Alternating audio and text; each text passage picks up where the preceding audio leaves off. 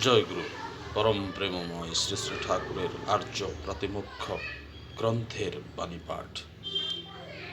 যা করতে হবে যথাসময়ে তা যদি না করো, ওই না পারাকে আমন্ত্রণ করে তোমাকে ভূতের মতন চেপে ধরবে।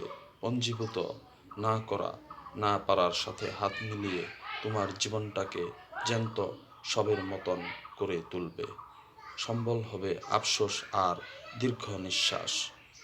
দুস্থতা বিদ্রূপ হাসিতে তোমাকে অপদার্থ প্রতিপন্ন করবে। অভাব বেঘোর দলিত অহং নিয়ে গা ঢেলে দিতে হবে ব্যাধির স্রোতে।